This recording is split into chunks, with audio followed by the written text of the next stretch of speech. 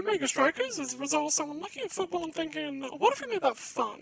However, today we're not talking about the game itself, but instead talking about the lore. So, if you're interested in finding out why a child with an unstable jetpack is fighting against an alien soldier with an actual gun, like, subscribe, and let's get started. Juliette, the Eager Rookie. Juliette will be the main character from Omega Srikers as an anime. She was raised by her grandma and was obsessed with playing Course Strike alongside her idol, Estelle, for her whole life. Juliette started training as soon as she was old enough to hit the core and went up against players both older and better than her, often resulting in her getting her ass beat. To help look after her elderly grandma, she started working at a Dubu shop, where she ended up finding a hamster-like creature in the dumpster.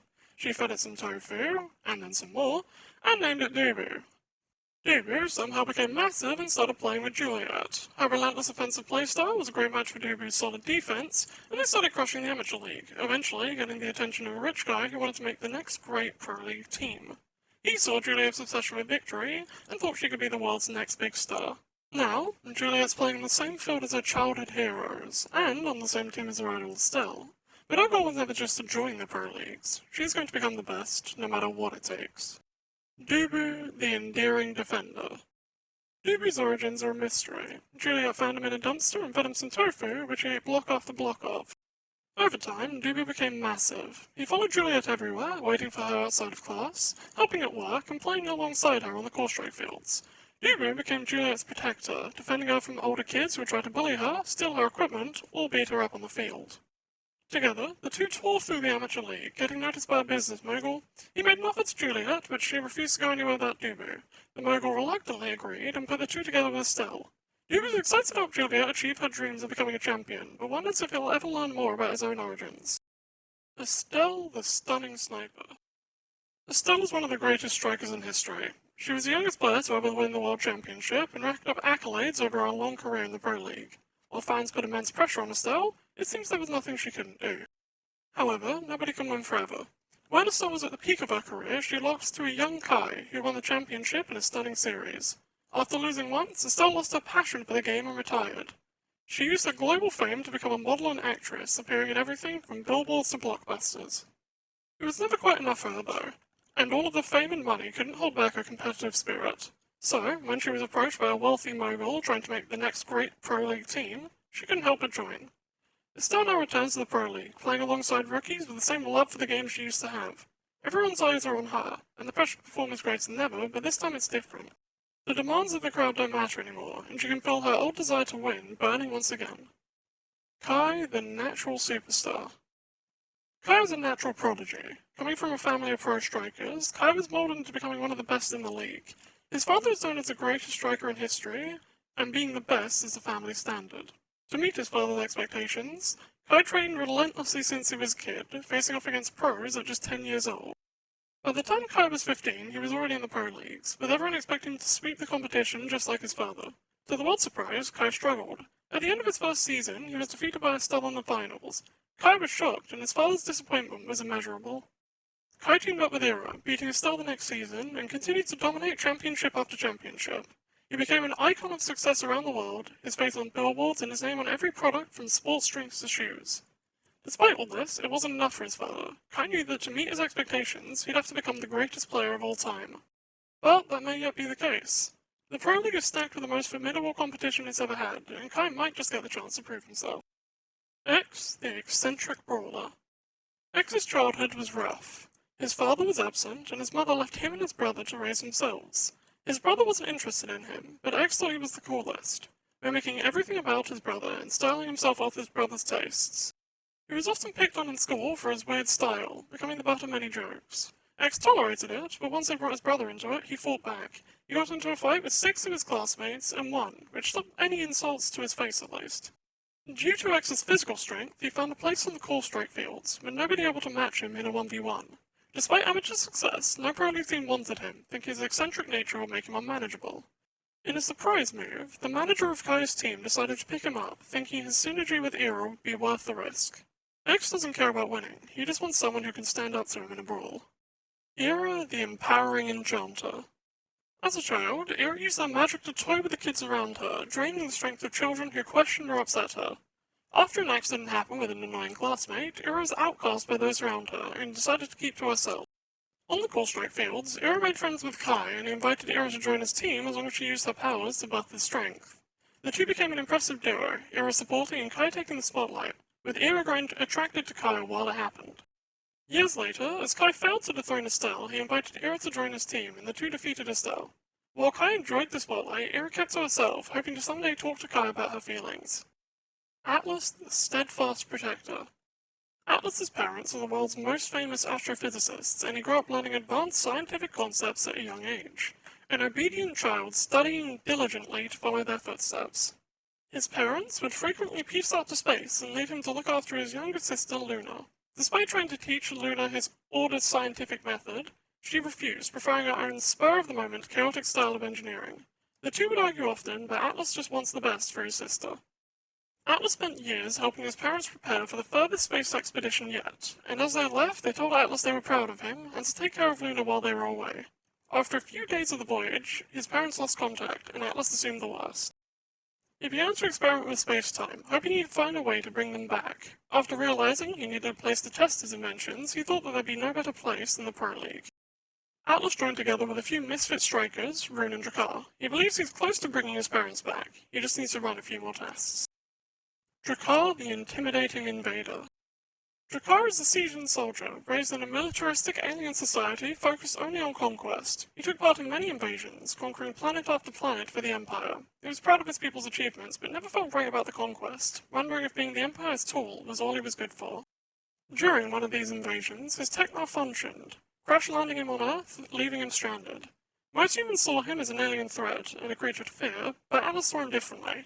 He was fascinated by Drek'ar and taught him language, culture, and customs, one of which was Core Strike. For the first time, Drek'ar discovered play for the sake of fun, something that was exhilarating to him. He gave up on fixing his tech and decided to stay on Earth. Humans haven't accepted Drek'ar yet, with many still viewing him as a threat. Many call for him to be banned from the Pro League, but he soldiers on, hoping the world might one day accept him. Rune, the Shadow's Force. Rune had a normal childhood, well-liked and top of his class, with a successful future laid out for him. However, that future felt boring to Rune, and he desired something more exciting than an average life. He began researching dark magic with his best friend, and they would study ancient texts and forbidden rituals after school. To Rune, the exploration was exhilarating. But he pushed too far. While performing the ritual, Rune summoned a primeval power from a realm called Obscura. The dark energy rampaged, grabbing his friend and engulfing him in shadow. After a few moments, it vanished, but so had his friend. Rune despaired, but as he did, he heard his friend's voice call to him from Obscura, echoing in his head and offering a sinister bargain. If Rune accepted, he gained dark power, and as long as he followed the voice's request, his friends would be returned. However, in doing so, Rune would lose himself to Obscura. He agreed.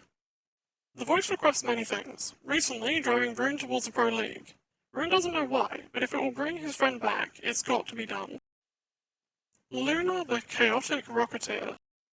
Luna's the young daughter of genius astrophysicists and wants to be like them when she grows up. Luna's a genius, but her reckless rocket experiments have often gotten her in trouble with her brother Atlas. The two were often left alone when their parents went to space, and Luna felt her creativity stifled by Atlas's rigid scientific method. Luna's parents lost contact with Earth while journeying to the edge of the solar system. Luna believed something must have malfunctioned, and dug through the schematics and diagrams to create a ship, one that could bring her parents back from space. While taking a rare break, she caught sight of an odd comet falling from the sky, slamming into the roof of her house. To her surprise, the comet moved. It was a sentient gloop alien. Luna was ecstatic and built a suit for the alien to hold human form, named her Juno, and taught her how to be human. Luna decided she'd follow Atlas's footsteps and join the Pro League, but no team wanted children, until Asher decided to take a chance on them. Now that Luna can test her rockets on the field, it's only a matter of time before she can bring her parents back. Juno, the Curious Explorer. Juno came from somewhere in space, and that's all anyone knows. She crash-landed on Luna's roof, and Luna named her Juno and built her a suit. Luna was ecstatic at having a younger sister and tried to teach her everything she could. She showed her how to walk, talk, and play Core Strike. Juno approached the world with timid curiosity, unsure of what new experience will come next. While the colours, sounds, and sensations of Arton City could be overwhelming, Juno grew fond of the human world. She especially enjoyed Core Strike. The speed, energy, and the excitement were unlike anything she'd seen before, and she hoped to experience a bit of being human through playing.